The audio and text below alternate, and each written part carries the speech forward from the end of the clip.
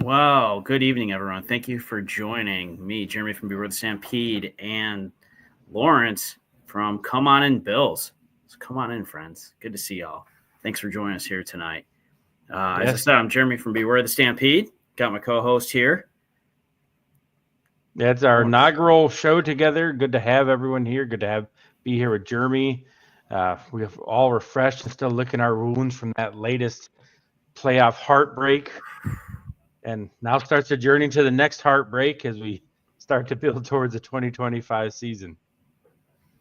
And it's going to be a good one. I'm excited for it. I mean, it's how can you not be when you've got the reigning MVP coming in to lead your team going into, I mean, honestly, which I think we probably all can all agree as Bills fans was an overachieving season, right? Like, obviously we always have high hopes, but when you look at what the roster shook out as, when you looked at the beginning of the season, it was going to be hard to surpass where we were last year with some of the losses that we had. And while at the time they seemed like they might be worse than they were, it actually worked out in our favor. And a lot of guys stepped up that you wouldn't have expected otherwise. And obviously Josh Allen really stepped up his game and won the MVP, which, while not the Super Bowl, we can at least hang our head on the fact that we got the reigning MVP going into next year.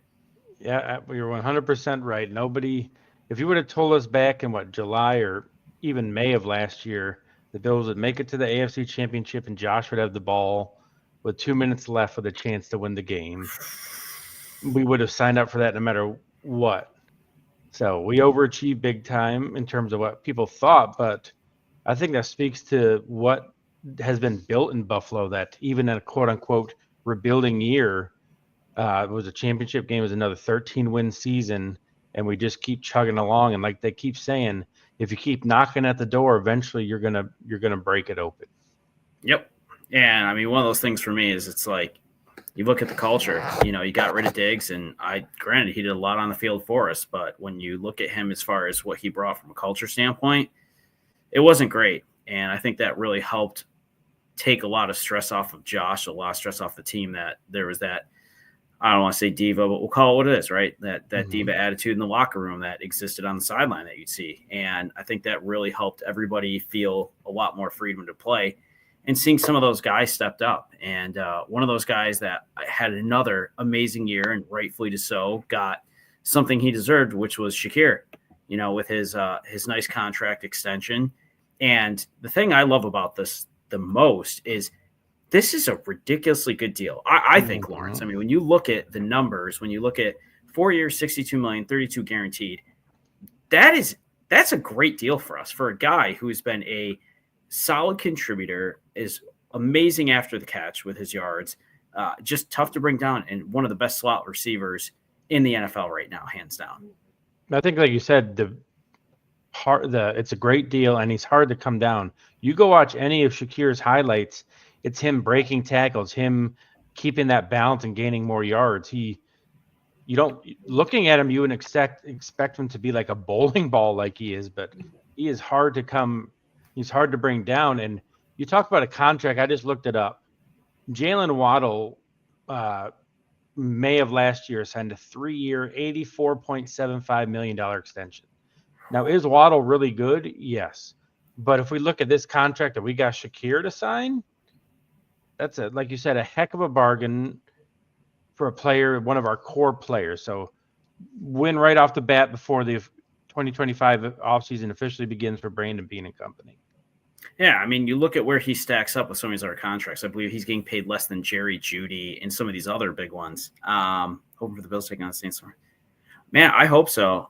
Kidder in 96. Thanks for joining. Thanks for coming on in. Always appreciated. I know Dolph and the rest of the crew would love to see that. Maybe that'd give us a good reason to go down to New Orleans and watch a game, which I wouldn't be sad about. So, but yeah, I mean, Shakir, that's a deal of a century. Like, and you look at the fact we've locked him up for we're going to average out here 15 million for the next 4 seasons for the guy that is honestly our best receiver. You don't typically expect your slot receiver to be the main guy. You expect him to be a contributor. And we didn't have that deep threat, really. I mean, yes, we had Mac Hollins. We brought in Cooper, which we'll talk about him a little bit later on. That didn't quite pan out as I think we'd hoped. But Shakir was a steady rock. And he set the NFL record for receptions, consecutive receptions, targets. So, I mean, couldn't be happier with being in company. So, yeah. And they prioritize Shakir, right? And yep. And we know next year is going to be a lot of these young players coming due for a contract. So them knocking it out early, I think, is a real good sign. And like, who would you think the next target is for an extension? What you got? Benford is coming up on a deal. Bernard, like, who is your next core guy to get a contract for us? I think both those guys you've got to get. I mean, when you look at the secondary, right? Like, I think of like Poyer and Hyde. Like, you've got to get some of these guys locked in that are the key contributors. I think defense for us is one of those things that we've had some spotty play this year. I think we could have been a little tighter, especially in the secondary. So trying to lock some of those guys up to longer-term deals that we know contribute. They're going to be solid cornerstone pieces for us back there is going to be key. Yep. And you talk about like who's going to be there. We go to our next topic. Who should the Bills keep from this year's crop, and who should they kind of let hit free agency? And I think about last year, like with the necessary kind of bloodletting of who we let go, but we also let people like AJ Epinesa hit the market, and he came back to Buffalo. So like sometimes the market isn't as great as the players think it will be. And I, for one, am not like, if we lost most of our, like if we lose Rasul Douglas, if we lost Mac Hollins, I don't think it'd be the end of the world for Buffalo. I think there can be upgrades at those positions for sure. I mean, I think Mac Hollins, I think he's a fan favorite, right? Like I like him. He plays hard. He's just kind of a wild, free flowing character. Like just the some of the stuff he shows up and how he is as a person. Like you can't help but love the guy. Rasul Douglas, if we lost him, I wouldn't lose sleep over it, right? Like it's not the end of the world. I think DeMar Hamlin got to figure out a way to resign him. Like I can't see him anywhere else but the Bills. I mean, I don't think he's fantastic by any means as far as, his play, but as a player and a person, and I think for the organization and everything that transpired with him, I feel like he still needs to be at Buffalo in some way, shape, or form. Yeah, well, everyone kind of pictures him with us just because of dying on the field and surviving. He's one that I know. I'm wearing his jersey right now. I bought this because when he had that heart attack, if you bought a jersey, they donated like a certain amount of the jersey sale to. So I'm like, all right, I'm going to do it. You see him hanging on the back. Where's right there? That's from TSC Buffalo. Is one of those random mystery boxes. I ended up getting DeMar Hamlin autographed photo from them. But I'm not a DeMar Hamlin fan. I remember before he had his on-field incident, the entire, the last 5 or 6 games, I would just be yelling at that TV, like, my God, Hamlin, your angles are terrible. What are you doing? And then I felt really bad. Like, man, he just almost died, and I'm sitting here telling him he's terrible. And then he didn't play much last year, and then he came back. And like you said, he's not the worst, but I want more out of my safeties. I saw the difference it can make when you have a Micah Hyde and Jordan Poyer making a difference as opposed to just being average. And that's what I want, is that type of player. I think Bishop showed some of that upside this year when he went in and got to play. So I would be okay with Hamlin going. We roll it back with Rapp and Bishop and do what we normally do, draft a safety to take over for Rapp after this year. I mean, I definitely think there's opportunity there. I think you could go with both those guys and be okay. One guy, this still drives me nuts, and I still think there's a place for him somewhere, and I just don't know where. But I think Elam, I still like that kid a lot. I liked him out of college. I know he's a handsy type of player, but he's got this natural athletic ability. I like him, and this is definitely not the same comparison because they're very different worlds. 100%. Thanks for joining, Joel. Thanks for coming on in. Yeah, culture piece, totally right. Yep, Lawrence is 100% on there with that one. I liken him to Anthony Richardson. Not polished, tons of absolute raw talent, right? Like, and I feel like Elam, and even when he did go in, it was like, I love the guy, but it's like penalty. Yeah. And it's like he just has to figure out not to be so handsy, and I think there's a lot of potential there. The problem is he just hasn't figured out the speed of the NFL game yet, and I think part of that is he hasn't had an opportunity to have a lot of reps in that actual game time play to be able to figure that out. And it's different speeds for different guys. And sometimes they walk in and they've got it figured out and they're ready to walk in. Some guys, it takes a couple of years. I just think he's one of those guys, when you look at his ability naturally, if somebody can work with him and get him in a right spot, I think he's got a lot of potential to bring. I don't know if it's with the Bills. I want it to be because I do like him. But I'll also say this. I see him more as a liability than an asset right now if he was back there. Yeah, I think the Bills lost the Chiefs game when Benford got hurt, right? And then what did they start doing the rest of that game? Picked him apart. Going after and rightfully so. Yeah. I mean, good coaching, smart play. Like, I can't be mad. I mean, I can be mad we lost because it was, but like, I can't be mad at what they did. Like, that's your job. Like, find the weaknesses, exploit those. And so I think and that's what the Chiefs have done the last two playoffs. 2 years ago in Buffalo, our linebackers were decimated. So what happened? They picked on Klein in the passing game and barely beat the Bills. This year again, we have our best cornerback who already came in with a head injury, get concussed in the first quarter. And what did they do? Our injuries happen at the worst possible times. And then Elam was exposed on a national stage, and everyone started to realize, that's kind of why he was inactive.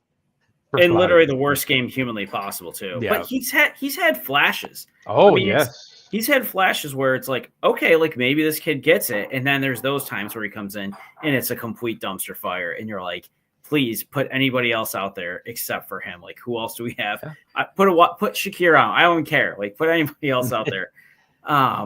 So it'll be interesting. And then, I mean, you look at, like, we're losing Amari Cooper. Like, bye. Yes. I mean, I love the signing. Like, I thought it was great. Like, I thought there was the opportunity for him to still have some playing time and make an impact. And it didn't happen. I don't think that's because he can't play still. He just never really fit the system.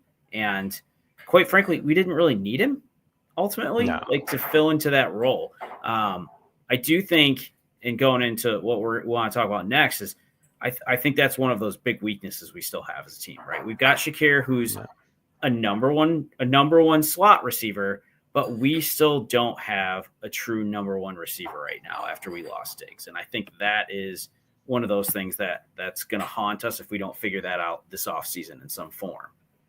100%. They got to figure out, like, they had Diggs, and when Brady took over, he kind of fell off the radar big time. And now we traded for what had been a big-time receiver his whole career, and the same thing kind of happens. We got to figure out, does Brady not know how to utilize a weapon like that? And he's more of I got to feed everybody because I don't know how to feature this one player. Like, so that's what we got to answer the question about Brady, because we've had two top of the line receivers that have, not done what they had done their whole careers coming into Buffalo. And it just blows my mind that Amari Cooper had a 51.5% snap share and Matt Collins had 66. In no world is Matt Collins a better receiver than Amari Cooper. I'm sorry. No. And I mean, I'm sorry. I just can't. There's no one I think that can disagree with it. And even then, when we lost Gabe Davis, and like, I love Gabe Davis. I have a soft spot in my heart for him. He's like one of my favorite players. I'm not sad he's gone. I'm glad he was gone because obviously everything that happened in Jacksonville, didn't really play this year, always hurt, the drops, but like another vertical threat. Like, we just don't have that type of player right now. And even the production, look at some of these guys, like Kincaid dropped off a lot this year too. Granted, he's hurt, but I expected way more out of him this year than we got. So it's like, who's going to be that next guy that's going to step up? We know what Shakir can do. We know Knox is capable. We know Kincaid, when he's in the system, is capable. But like, who's going to be that receiver that we're going to have, that we're going to get, that's going to fix that problem? And there's been quite a few names thrown around, and I don't hate any of them. I mean, I'm sure you've heard DK Metcalf's been mentioned quite a bit. Higgins has been mentioned quite a bit. I mean, that would be nice. Higgins was tagged today, so I don't know about. But what do you think about? You talking about speed? I'm looking at Marquise Brown. I love Hollywood. So I'm a big OU fan, as you probably already know. I loved him in college. I loved watching him play. That whole team was ridiculous, by the way. That team was just fun to watch. If you're ever bored, go watch some of those clips when they were all together. That team was loaded. He's got to stay healthy. That's the biggest knock against him. He's had one 1,000-yard season. And what's funny is, even though he's only had one 1,000-yard season, everyone looks at him as like an elite receiver. And I think he is when he's healthy. He is so fast. He's a force to be reckoned with. It's just, can he stay healthy to make the impact? But honestly, he's a guy I think that could contribute right away. You could get for a good price. And I think you'd have a really good weapon for Josh Allen with the arm strength that he has to be able to just let him fly and let the ball rip. You know, I look at what Xavier Worthy did. And I hate to bring him up because of that whole draft thing. But whatever. But I mean, look what he did to us. Like, look what he did in the playoffs. Like, speed kills, period. Like, if you can outrun everybody else, you're going to score a whole hell of a lot of points. Like, it's that simple. Like, there's no magic recipe there. You're either fast or you're not. And if you're fast, you can catch, forget it. And like, speed kills. You saw it. And I don't know if the Bills just don't value that, or because they had the chance to get the speed. So do they realize now, man, we got to course correct and we got to get some speed for Josh? Because the way the system, it seemed like we want more yards after catch, right? It seemed like we weren't much of it. Was that by choice, or like, so Hollywood, the speed will get you lots of yak. We already got Shakir. When I'm looking at the free agent list, I'm just going to list them off, and Jeremy, you tell me who you like.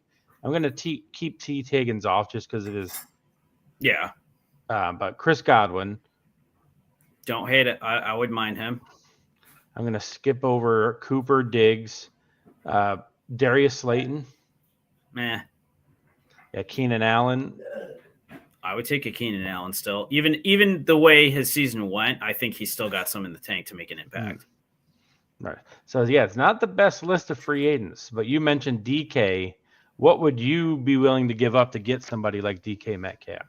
I mean, I think they could give up a second, maybe a third round pick to get DK. And if that was an offer that the Seahawks would listen to, I wouldn't shy away from it.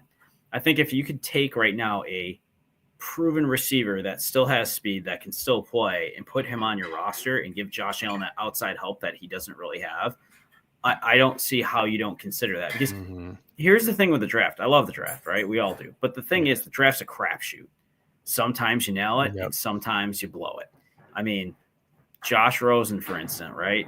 You know, drafted ahead of Josh, didn't work out so well for him, right? Like, it's a crapshoot. You don't know what you're going to get. And you can bring in somebody on the cheap and kind of develop them. But if you have a guy with a proven track record that's played in the NFL for years, and honestly, Geno Smith is not lighting up the world with his arm. Like, don't get me wrong, he's serviceable, but he's no Josh Allen. If I'm DK Metcalf, right, or I'm one of those guys, I'm like, I can go play with a quarterback like Josh Allen, you know, or if you're Darius Slayton and you were playing with freaking Tommy DeVito and Daniel Jones, and like, you can go play with Josh Allen, like, who the hell doesn't want to go play with the MVP, right? Like, how is that not enticing on a team that's a true contender still and has proven that year in, year out, regardless of what the personnel package looks like? So I think it's attractive in a lot of ways, and I think that's the good thing about Buffalo, where they stand, is it's a place that players are going to want to come to play because of what you've done and what you've got, and the fact that you don't see that really changing. Worthy's a local kid, so I'll always be rooting for him unless it's the Bills, but it goes to this point, Jen, talk about that. What's the point of Burners if we don't scheme up? Yeah, and and that's where I still have questions about Joe Brady as an offensive coordinator. He's a great he is a great run designer. There's no which question I do love, because we used to Yeah. never do that. So I do appreciate the fact that we've actually utilized the run game more. But I would like to see more out of the now. Again, like, we didn't really have pieces this year. Like you said, Kincaid was hurt, but what we found at the end of the year seemed like he was hurt most of the year. Coleman, as even Bean pointed out, wasn't the same after his injury. I don't know what they did with Curtis Samuel the entire year, but what he did in the playoffs was more of what he should have been doing the entire year. So, but even then we did in the playoffs. Like No. that's not enough to move the needle a lot for me when I look at that. I mean, I look at Keon Coleman. I think has a lot of potential. I think he's going to be a great player. I just, again, speed of the game, injury. Like it's some guys, it just takes time to get there. I don't think it was a bad pick. I don't think us not getting Worthy is the worst thing. It's just hard when you see a guy immediately come in and make that kind of an impact. And then you look at what you have when you trade that pick away and you're like, well, this is crap, right? Like, it's not that Keon Coleman's not good. It's just Xavier Worthy had a hell of a year for a rookie wide receiver. Yeah. And part of that was he was that guy in Kansas City. He was the deep threat. That's what they were doing that we're not doing, right? They were utilizing him as a deep threat, and he was going off. We didn't have that. So we're throwing under to Shakir. We're running the ball, which is great. I love that we run the ball. I love James Cook had another fantastic season. I hope we figure that whole situation out. I know that's a whole lot of trauma that I can't stand that stuff, but I get it. Everyone wants their pay. But yeah, we need that deep threat. But you're right. That is a great question. And maybe that's what we need. We need to bring in a stud wide receiver on the outside. And then we'll truly know, is it Brady or is it just we don't have the right guys in the system? And it's a question I haven't thought of, to be honest, Lawrence. Like, it's not something that's really ever crossed my mind at this point, but now it's planted in my brain, and I'm like, here we are. You're welcome for that little brain worm there, Jeremy. Yeah, now I'm going to stay awake all night thinking this. Thanks, Lawrence. Appreciate that. Welcome to my world of pessimism as a Bills fan. It's more of a defensive mechanism at this point of how many times we've been hurt. I just need that protective scar tissue. I need to protect it. That's fair. That's why I predicted us to lose in the championship game. It's more of a I'll be happy if I'm wrong type of deal. Yeah. But we talked a lot about wide receiver. The other big need I would think all Bills fans would say is our defensive line as a whole. Both D tackle and defensive end just did not produce what they needed to produce. And the problem is it's not because they haven't put money and resources into the position. Ed Oliver, first-round pick, big contract extension. Greg Rousseau, first-round pick, big contract to Von Miller, extending Daquan Jones, but they just don't produce and show up when it matters the most. So, again, I question, is that just something we don't know how to identify what we need? Or what is your view on that? I mean, I think it's a little both. I mean, I think Rousseau had a decent season. I like Roux a lot. I liked him coming out of Miami. I hate Miami. I mean, I grew up in Syracuse, so it goes back to the years of Big East football, and I just hate Miami. Love him though. I think he's just a stud. He's a game wrecker when he's in the moment.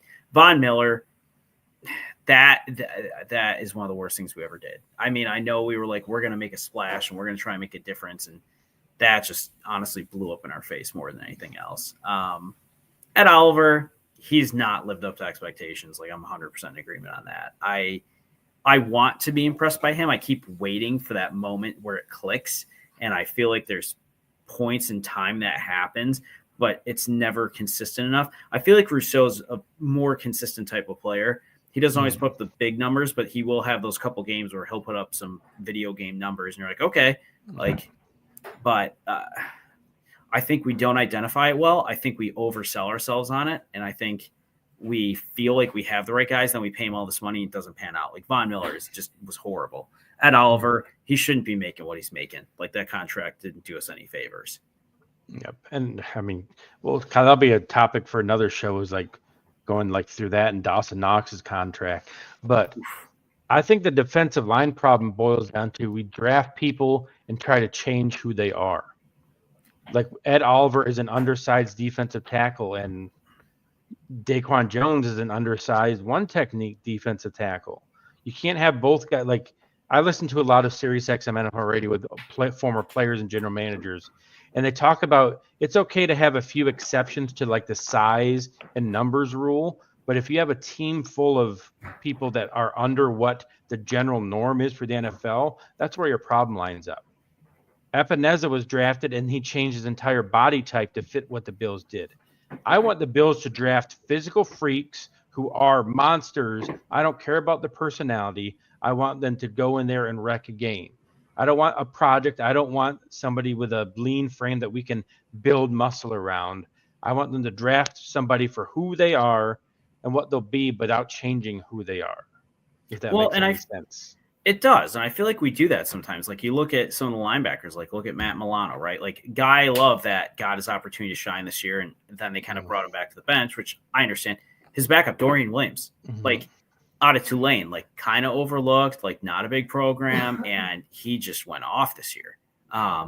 And I feel like there's times that's what we do, but it's not in the right positions all the time, right? Yeah.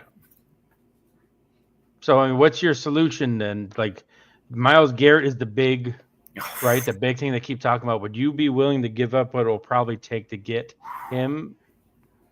Man, that's a king's ransom. And here's the thing with the Myles Garrett. Like, everybody in the NFL wants this kid.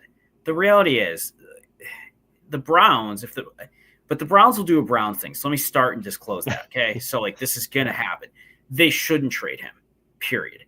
Trading him doesn't do them really any good from a financial standpoint. Like it will kill them basically. Which at this point, I guess it doesn't matter because you have the Deshaun Watson contract and everything else, and it's the Browns. So like, what difference does it make? But man, yes, I would give up a king's ransom for a guy like Myles Garrett because I truly believe there are those 3, 4, 5 defensive players that are just that impactful, that change the game to such a level that you literally have to build your offense if you're playing against them around that one single player. And Myles Garrett is one of those players. He's double teamed.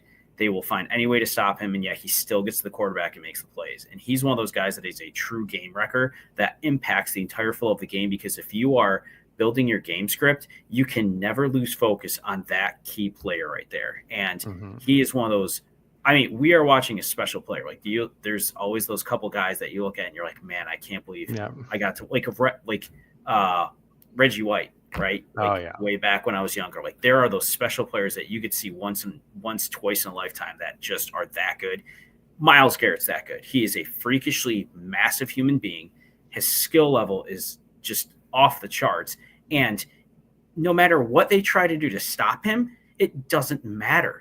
They double him. They can try and triple him. They can try to go the other way. It doesn't matter. He's just so damn good that he will get in there and change the entire focus of the game. So if it's a king's ransom to get a guy like him and you have that opportunity, that's the guy I'm like, yes, whatever you got to figure out outside of trading Josh Allen, like do it. Like go get him because that changes your entire defense for the better all the way around. Yeah, I think that's what you said. His impact changes the whole defense. It's one of those players that makes everybody better. Yep. Just like if you sign trade for DK Metcalf, now everyone's better because they're down a slot as opposed to being expected to be more than that. So how much better is Greg Rousseau going to be with the attention focused on Myles Garrett? How much better will the D tackles be without having like all the pressure, all the lines focus is shifting over to Garrett?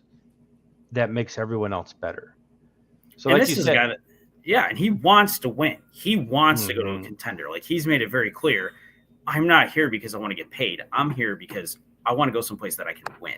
And he knows it's not Cleveland, which again, I'm sorry, Cleveland. It's Cleveland. You just even when you guys seem to hit the mark, you seem to miss it somehow. That's a classic stormtrooper right there. I mean, look, every year I look at them on paper and I'm like, damn, their team is loaded. And then every year about 4 games in, I'm like, this is exactly what I expected to see happen probably. Deshaun Watson gets hurt. There's all these accusations. Myles Garrett wants out. It's like, this is – and then we bring back Jameis Winston, who you guys all know I love Jameis Winston. Man, I don't care. Bring him in as a backup. Yeah, bring him in as a backup. Like, while we're talking about this, can we get a better backup quarterback while we're talking about positions to target? Like, I know Mitch Trubisky knows the system because he was in it before and played for the Bills, but like, he's just not it for me. Like, if Josh Allen ever truly got hurt, and I think the rest of our season's relying on Mitch Trubisky, we're screwed. We're screwed. Like, there's so many, and I look at some of these other teams, like, look at Seattle for that instance. Like, you got Sam Howell's backup, and I know, like, whatever, it didn't work out in Washington, but I don't entirely think that was his fault. I'll take his upside 100%. Oh, for sure. Like you look at some of these backups and you're like, well, why can't we have that? Like I would love that situation. Not because I want Josh to get hurt, because God, put that man in bubble wrap in the offseason. But if he were to get hurt and you've got a guy like Sam Howell, who I think is more than capable of doing the job, coming to fill in like 100%, right? I'm not saying go get Aaron Rodgers or anything like that. Like, just not getting that crazy, but no. I mean, hell, even, and I'm going to say this, going to think I'm crazy. Like, even I would consider like a Daniel Jones.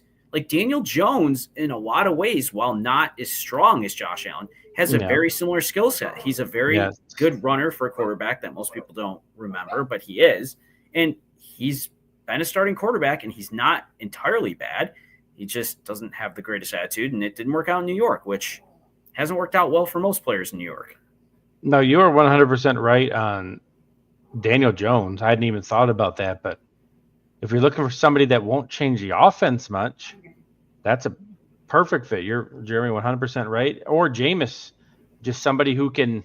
Dude, I would love it. A gunslinger, just go in there and whip it around. I mean, again, like we've talked about, he'll throw for 400 yards. He's going to throw 2 or 3 pick sixes, but like he's going to also put up 4 or 5 touchdowns in the same game. And if he's not, like, if we lean more heavily into the run game, if Josh gets hurt, I've never seen Jameis, like, that's always when he's been the center of the offense. Like, can he manage? I think he can.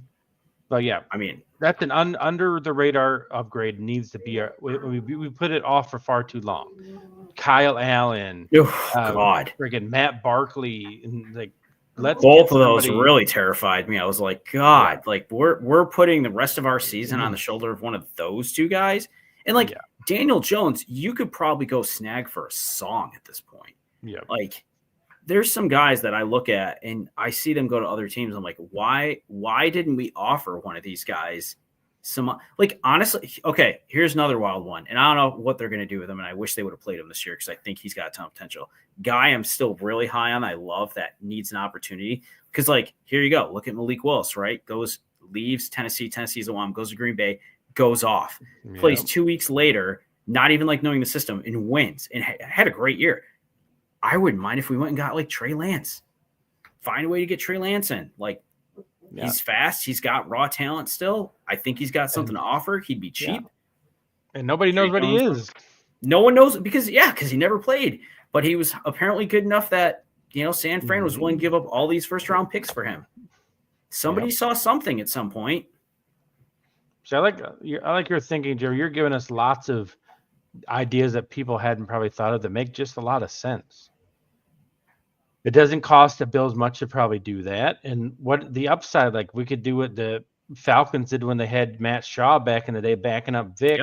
If he turns out to be something good in like the preseason or any mop-up duty, throw him around for a couple draft picks in return. So, I mean, that's where, you look at the Packers and how that panned out for them. It worked out pretty good. They took Tennessee's, what they considered trash. And honestly, had it not been from Malik Willis, that team doesn't end up in the playoffs. He bailed them out of spots they probably shouldn't have won or had an opportunity to. So, welcome in, Real Fan Sports. What's going on, fam? But yeah, and we talk about the D line. We talk about backup quarterback, which under radar. I think the other position we should talk about before moving on is cornerback.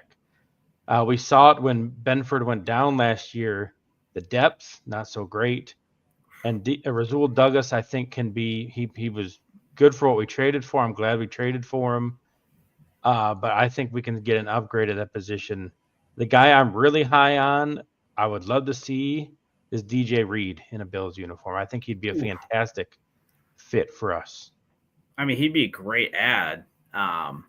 Questions would be able to get him, right? I mean, that's going to be the harder part. But as far as like a talent perspective in the system, I think he would easily fit.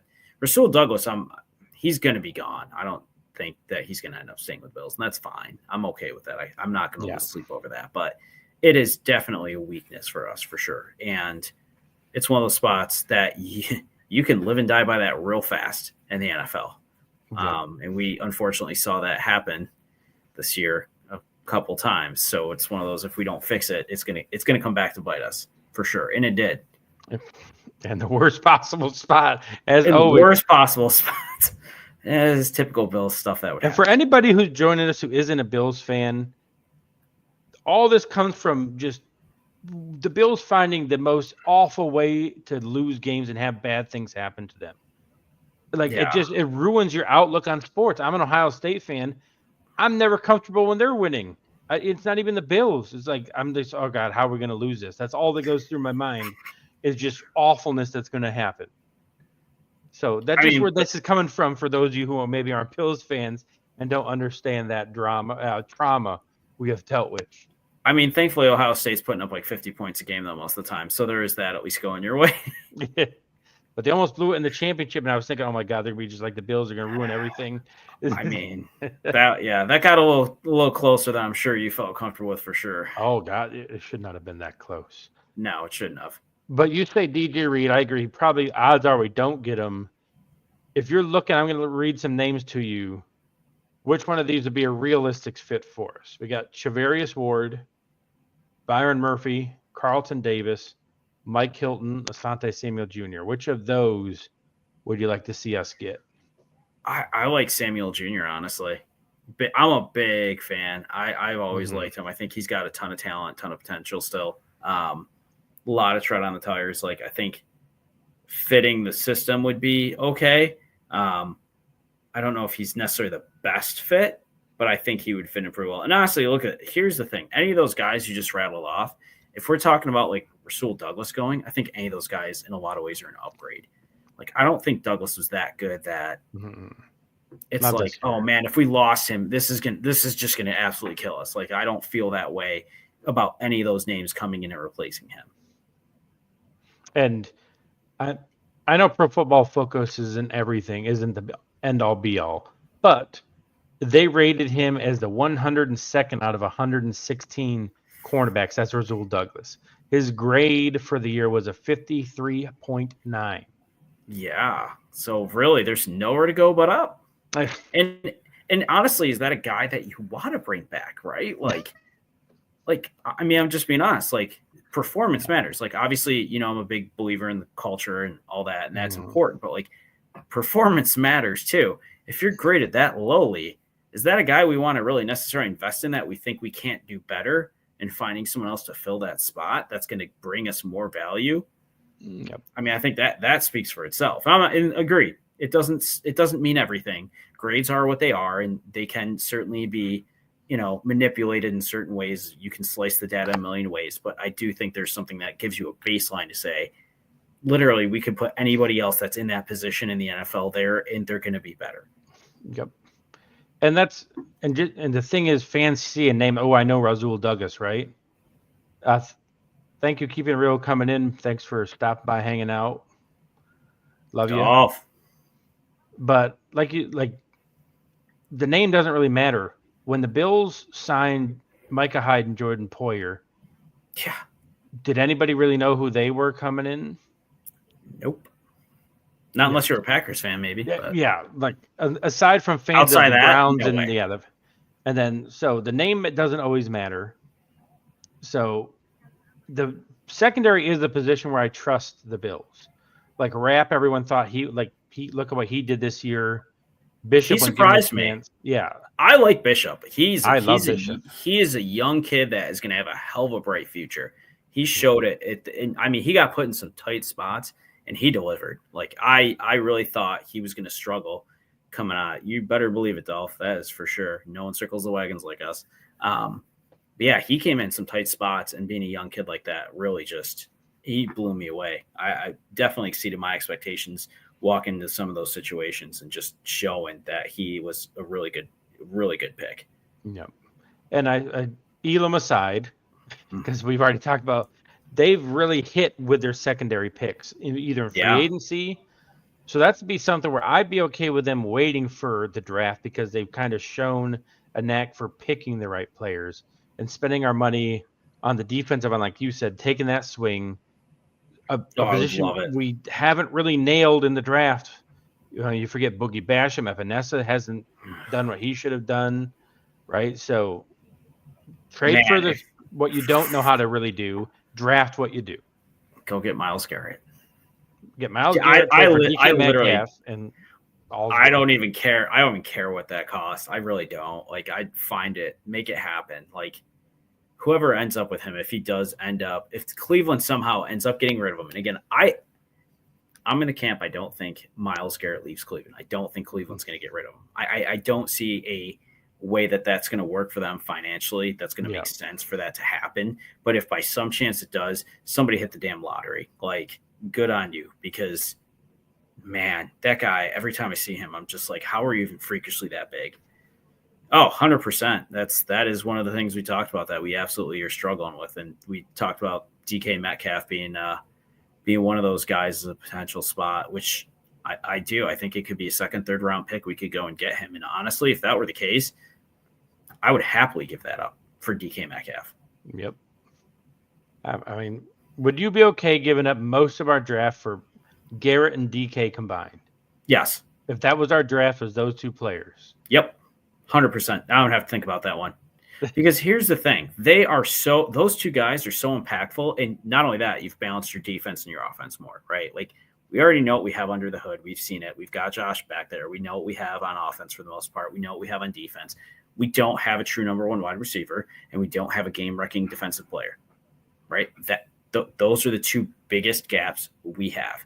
And honestly, I don't care about cornerbacks at that point, because if you have Myles Garrett, you're not even going to have a chance to get the damn ball out of your hands anyway. So it's irrelevant at that point. I don't care who you put back there, because Myles Garrett's going to come and rip your head off, right? Like, if we could find a way to make it happen and we were like, take all our draft picks, I would not be upset by that. There's probably people in here and other Bills fans and the Mafia that would probably not agree with me, but for me, you get one shot at like a Myles Garrett type guy. Like, that's not somebody that comes around often, and whoever gets him hit the damn lottery. DK Metcalf, I think he's just still a really good receiver, and he's a good vertical threat that we don't have. And even like we talked about even then, or if you want to go maybe a cheaper route, go get Hollywood Brown, right? Cheaper version probably.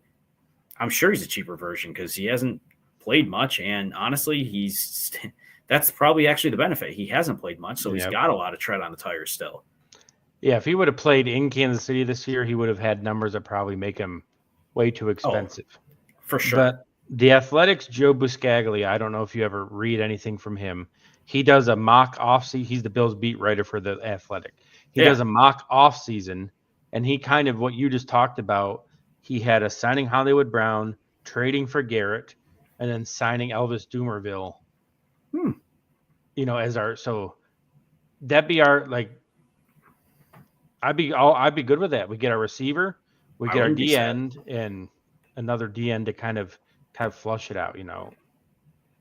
I would sleep perfectly soundly at night. It wouldn't in any way stress me out. And honestly, I would be probably more excited for the season than I'm probably going to be after. Honestly, I'd be more excited for the season after that than I would be depending on, honestly, regardless of what we get in the draft. I don't see me being more excited than if you told me we were getting Myles Garrett to start the season. Like, period. Everyone probably feels that way. Let's be real. If there's any football fan and any of y'all in here watching us tonight that thinks differently, by all means, please tell me. Because if you're like, no, I don't want Myles Garrett on my team, I feel like we need to talk, because everybody wants Myles Garrett. Yeah, even the Eagles are looking to get him, and they just won a Super Bowl. They definitely don't need him. But, I mean, if you can get him, why wouldn't you, right? Like, those type of players don't really come around, like you said, all that often. And McDermott kind of hinted like, hey, we need a couple of those type of players. So they kind of already put the trail out there of like, all right, we're going to make a move this year. And I think that they've done it in the past. They've taken the big swing when they think they're close enough that it's worth it. For all the 3 years of retrospect now make us look smart, but Von Miller signing wasn't great. But at the time, it was a swing for a proven guy who just had a great Super Bowl run with the team he was traded to. So say what you will about Brandon Beane, when he sees something, he'll take it and be like, we're going to try to do what we need to do to win.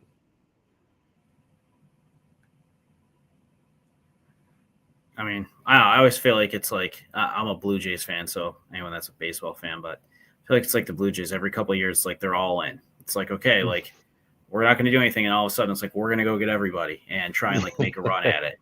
and it's like a 1 year thing, and then it doesn't happen for 4 or 5 years. And I feel like the Bills with us, it's like we've just been so damn close. It's like we need that one other piece. And every year, the crazy thing is, I feel like every year it's a different piece, which is what drives me nuts.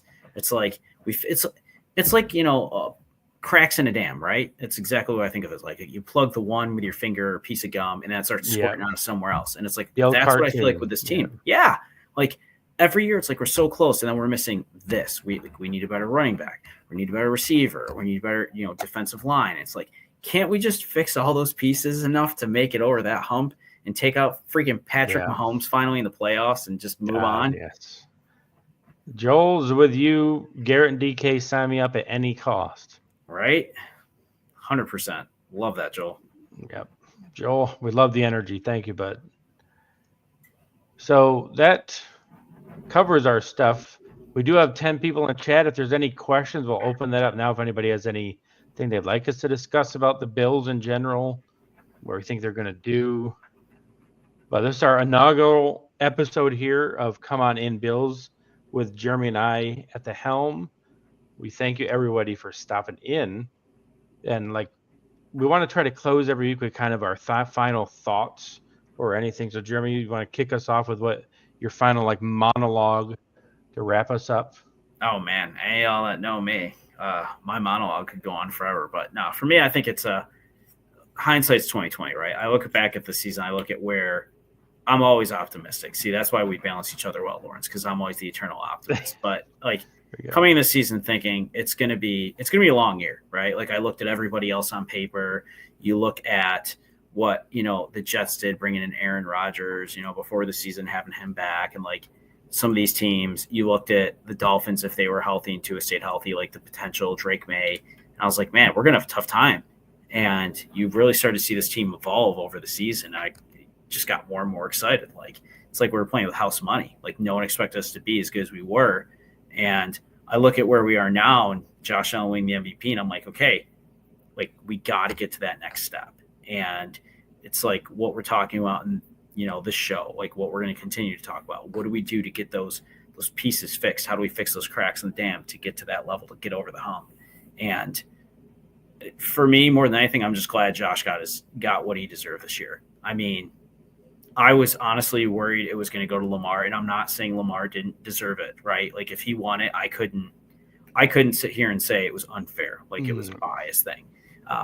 But it would have hurt because he's been so good for so long and so consistent for us, and he's our number one, right? So to see him be at the helm going into this next season, it always gives me hope, which is one thing I think as Bills fans we don't always have a lot of sometimes is hope.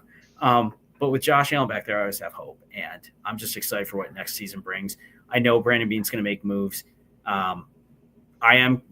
I do now think about the stupid Brady comment that you talked about. Is it Brady or is it not having a deep vertical wide receiver number one? I don't know. So now that's going to be one of those things I have to think about. And let's go get a good backup quarterback just in case for an insurance policy that's not Mitch Trubinsky or Kyle Allen or Matt freaking Barkley. No offense to any of them, but we can do better. We can spend a little bit of money there if we need it. All right. Well, I'm first of all sorry, Jeremy. I planted that seed in your brain. I love that seed. Actually, it's a good talking point. That type of stuff runs through my mind constantly. I'm gonna take a little. I love, like you said, Josh Allen, and Josh Allen I trust. No matter where we are, I always believe that he will lead us to where we need to go. I don't think the coach is going to lead us where we need to go. I'm terrified that we are going to become the Marvin Lewis Bengals, just with a little bit more success. They were okay with making the playoffs and not expecting more. And then what ended up happening, all their AJ Green and the Red Rifle, Dalton, ended up just fading into obscurity because they didn't take the next step. And everyone said, oh, they're young, they're going to do it. It didn't happen. I don't want the Bills to fall into that trap because of that huge drought we had before McDermott got here, of we're in the playoffs, we're happy. We're contending, we're happy. No, Josh Allen's don't come around very often. We know that. After Jim Kelly, we had that just awful 25. I was in middle school and then it was in my 30s between playoff appearances. So I know what happens for the Bills historically in between our great quarterbacks and our great teams. There's not much success. So I'm just terrified that we're going to end like that. And this, to me, it has to be this year. If McDermott doesn't get us over the hump, I think we have to move on. We have to be bold, like the Buccaneers were, getting rid of Tony Dungy, who had brought them to the NFC Championship game, turned that team around, but it wasn't enough. They got rid of him, brought in John Gruden, and won a Super Bowl. And then Dungy was successful elsewhere. But the Bucs were not happy weren't satisfied, I should say, and the Bills can't be satisfied anymore. It needs to be, if it's not done, and it's always his side of the ball that it happens to. Yep. He's a defensive guy, and I'm 100% convinced he refuses to call plays because then he doesn't have a scapegoat to kind of blame for what happened. Let him call the defense. It's his make or break year. If it doesn't work out, get rid of him and bring in somebody new, because Bean will still build the team around him. You have the core there, Josh Allen stuff, who will have a solid foundation. Swing for the fences with the coach. That's all I'm going to say. I love it. I feel like Mike Tomlin. I have felt like that, but it's one of those things I go back and forth in my own brain on. Like with McDermott, I struggle because it's like he has done such a good job and he's been so consistent. But then I also think, like, is it really him, or is it the fact that we have Josh Allen? And Josh Allen's just that damn good. And regardless of it, he's going to get you wins because he's just that athletically talented. And I definitely don't want to be a Mike Tomlin. Like, no offense, Steelers fans, but it's like he's the greatest mediocre coach that exists because he's just constantly average, and he's average enough that he doesn't lose his job, and he's average enough to get into the playoffs, but that's all he's been doing with that team. And like you said, I don't want Mike Tomlin. I don't want to just be making the playoffs and that's good enough year in and year out, because great, you made the playoffs 12 years in a row, whatever it is. Like, no one cares. You didn't win it. I'd rather make the playoffs once every 12 years and win the whole damn thing than make the playoffs every 12 years, because that means nothing. And no one remembers you for that, right? It's like they talk about. Everyone always remembers who wins it. No one typically remembers who's second place. Yeah, 100%. Keeping it real, Dolph, who's going to be our breakout player this year? Ooh. Jeremy, who's it going to be? So I'm going to kind of go like a weird angle on this to some degree, because there's a lot of unknowns in this, and I feel like there's a lot going on behind the scenes right now. And I'm going to go with, because I did like him, and I think he's got a ton of talent. I think he flew under the radar in the draft because of where he went to school, which is Ray Davis, right, out of Kentucky. No one really knew a whole lot about him because playing at Kentucky, it's not like your big typical team you're going to see. You know, it's not your LSUs, your Ohio States, your Oklahomas. And you saw him actually step into a pretty big role. I was actually surprised how much he actually played towards the end of the year, with James Cook and even Ty Johnson in there. And I think right now with James Cook and everything that's going on with the Bills, like what that's going to play out through as the season goes on. But I think Ray Davis could really be a dark horse for next year, and I think he could have a really big breakout season. Yep, I think of that Jets game and you talk about what he did last year, that when he stepped in for Cook, who didn't play. That's kind of what we can hopefully expect from him. My guy, somebody you talked about loving, I love Cole Bishop, who should be the starter entering next year. I think he could really bust out and be like, this is why I was drafted where I was. Say what you will, the Bills know how to pick safeties. They know who fits what they want to do. And I think Bishop, talent-wise, is probably the most talented safety we've had in Buffalo for a while. Oh, for sure. And to come out of the draft and immediately just step into that speed of the game and playing against the top guys in the world, right? Like, it's not like it's college. Like, this is a whole nother level at this point. And he didn't miss a beat.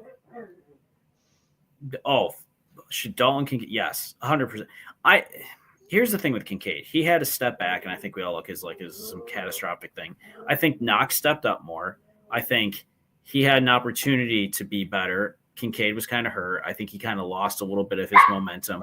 But I don't think he's a miss. I'm very high on Dalton Kincaid still. I think he's the better tight end than Knox. What I would like to see more of the Bills do, I've talked about this in other shows, which is run a little bit more two tight end sets, like old school Patriots, Hernandez and Gronk, right? Like, you've got Dawson Knox and Dalton Kincaid. You've got 2 stud tight ends that you could use and really just change the way you kind of run the offense at times. And I would like to see that more. So I think he will be a bigger factor in some ways, but I would like to see both of them be a bigger factor because they're using more 2 tight end packages. And I mean, so I think Kincaid would fall into our breakout player question as well, right? I Like think that's fair. That was supposed to be this year. Yep. So, and I love what you said about, I'd love to see more 12 personnel from the Bills. Like Knox and Kincaid are matchup problems. And if the defense isn't known for running, with as good as our running game and offense is now, them not knowing if it's a run or pass with 12 personnel would be a huge advantage, especially if they don't go out and get any really help at wide receiver. There's your offensive advantage there. Kincaid, Knox, Cook, and then Shakir, Coleman. That's a pretty solid offense right there. I mean, the other thing you got to remember is Kincaid's going to want to show up. I mean, now granted that last play, I don't care what people say. He should have caught that shit. Like, look, that is not an easy catch to make. I don't care who you are. Like, all the pressure in the world, you're not going the right way. Like, should he have caught it? Yeah, probably. But did he? No. So he's going to want to show up to make up for that too. So there's going to be a lot on his shoulders coming into the season that he's going to want to prove. This is what I talked about before, what Dolph just asked. It's to be seen if the passing game issues are a Joe Brady problem. So I think it very well could be an offensive coordinator problem. Which is crazy to think about because everybody, and let's be honest, as Bills fans, we're still very high on Joe Brady. Everybody loves the guy and thinks he's phenomenal. But now it does beg this question of, is that a kink in his armor? Does he have a problem calling those types of plays or setting up an offense built around that? And maybe he does, and we just haven't seen it because we've never taken the step back to really look at it. And now we've had the opportunity when you went and brought in Amari Cooper to really step back and be like, what happened? Like, you bring in a guy like this that should really be able to thrive in that type of environment with a guy like Josh Allen and didn't do anything. And even like you said with Samuel, same time, like did nothing really. I mean, just no production almost at all. Yeah. So here's Joel. Joel said the Brady thing is real in my opinion. Hopefully it's evolution. Guess we'll see it. This is a big year. If we go out and get a DK and then he does what Diggs did and he does what Cooper did, then we can say, okay, 3 times this is on you. Yeah. Joe Brady. And look, I'm not sad that we didn't have Dorsey anymore. I'm not sad that Dorsey was gone and we brought in Brady, right? Like that's not what this is about, but that does beg the question. Does he have a problem running that type of an offense? And me saying that doesn't mean like I like Brady, like the offense is we haven't run the ball this well in a long time. Oh, and the 100%. passing game isn't awful, but it's not what we had seen in the past either. So just me being my mind is always, you're the eternal optimist. I'm always what's wrong and who's the problem. So just the way my mind works is I'm like, okay, Brady, I'm maybe seeing a problem here. So maybe it's me making a mountain out of an anthill, right? Mountain out of a molehill. Yeah, molehill. That's the saying. So maybe that's just me, but that's just how I think. But I think it's a question that is worth keeping an eye on as the season goes. Like, one, are we going to bring in a vertical threat? And I would like to think we're going to. I think it's more than obvious they know they need to do that. So I expect us to fill that need somehow. But then it will be curious to see what does that production look like. And I think we're going to see it very early on in the season if it's going to work or not. And if it doesn't, then I think we all know where we can point the finger at that point. And that's what's going to be interesting. Can you make up for that? Can you still win the games without having that piece of the offense? And I think that makes it very challenging. That's, 100%. I mean, that was the thing we're all still shaking our heads at is, how do you have a guy of that talent level that has that capability and never got going? We could dedicate an entire show to why did we trade for him if that's what we were going to do? Why did we give up a 3rd-round pick for somebody that played 50% of the snaps?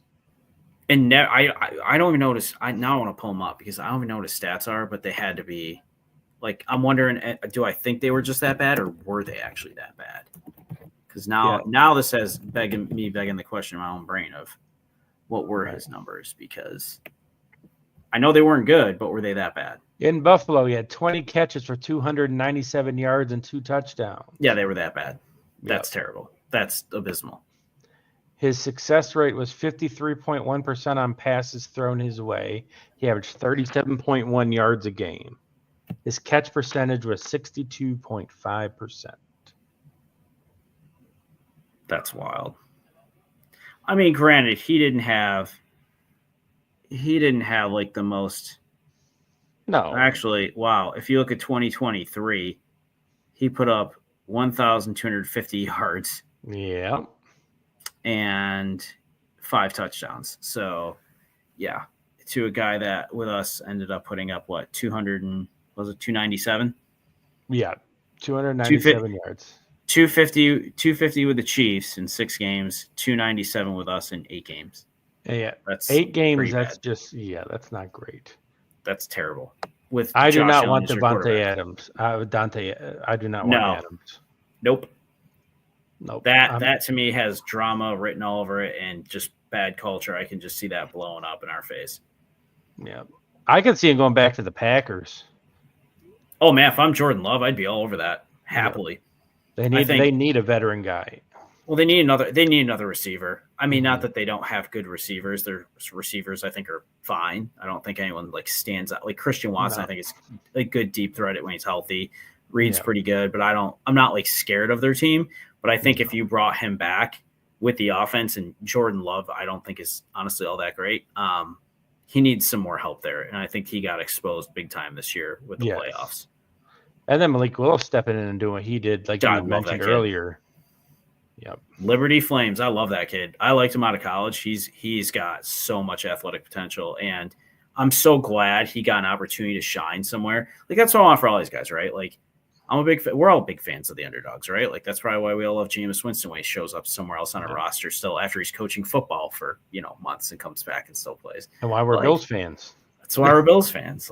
You could see this kid come out where nobody wanted him. He was basically cast out, and the Packers were like, we'll take him. And then 2 weeks later, guy doesn't even know the offense, comes in and wins the game. And then won, I think, 2 or 3 more games for them when Jordan Love was hurt. He had to step in a couple times and played pretty decently. I mean, he got that team in the playoffs. He would have been the Titans' best quarterback. Which is, I mean, anybody would have been the Titans' best quarterback this year. Yeah, we could have been. That shows what the value of a backup quarterback can do for your team. That's why I'm scared of Mitch Trubisky. Yeah, we're screwed if we have to rely on him. At least it's not Kyle Allen. I feel a little bit better. It's better than Kyle Allen. I will give you that. But guys, thank everyone for joining us today. We'll be back next Monday because that will be the legal tampering period will have kicked off. So I bet you by the time we get on next Monday, for sure, there'll be a good amount of deals. Hopefully for our Buffalo Bills, something has happened by next Monday. But thank everybody for stopping in at Come On In Bills.